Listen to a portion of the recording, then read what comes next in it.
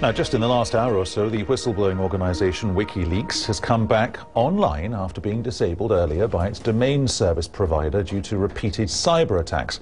It now has a new Swiss domain name. WikiLeaks says it's faced disruption since it began publishing thousands of secret US diplomatic cables. Well, tracking this cyberspace war is our technology correspondent, Rory Catlin-Jones. So we had the cyber attacks, and we've now got the old server saying, no, we can't do this anymore. This has been a very fast-moving story this morning. In the middle of the night, basically, WikiLeaks disappeared from the web. If you typed in wikileaks.org into a web browser, you'd have got nowhere. And that's because the system which translates that into a number and then takes you to the site was effectively disabled by the American organization which does it. They said, we can't do this anymore. The cyber attacks on the site are actually having an effect on our other customers, so we're basically cutting you off. WikiLeaks responded very angrily, went on Twitter, appealed for funds, and then a few hours later, up it popped again in Switzerland, or with a Swiss address. In fact, I've just managed to get the site up for the first time for a while. It's in a new address, wikileaks.ch, which is the Swiss address, but people are telling me it's not actually in Switzerland, it's coming via a strange route involving Sweden and France. So there's a vast amount of ducking and diving going on by the people behind WikiLeaks in the face of what are concerted attacks both by mysterious hackers, we don't know who they are, and by organisations which are responsible for the sort of infrastructure. So earlier this week we had Amazon basically throwing WikiLeaks off its servers in response, some said, to pressure. There's an awful lot of cyber chatter and gossip out there about this one, Rory, as I'm sure you know. But who do we think, or what else do we know about the people doing the hitting? Because hitting a website and attacking a website are two vastly different things.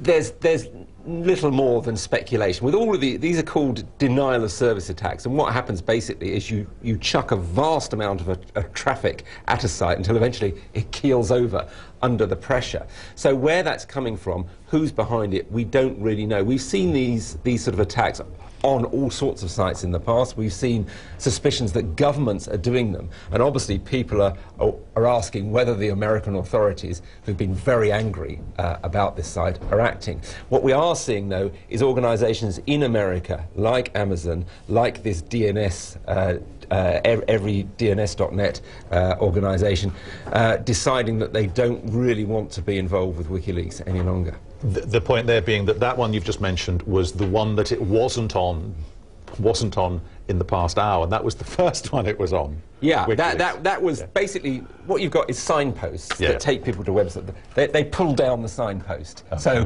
nobody could find it. So WikiLeaks had to move quickly, find other signposts in Europe, which would enable them to get back in front of people. Rory, thanks very much.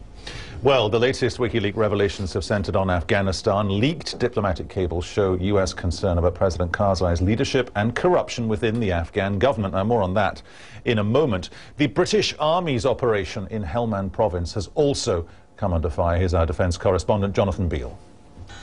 In battle, America and Britain have been the strongest of allies. Their troops now fighting and dying side by side in Helmand.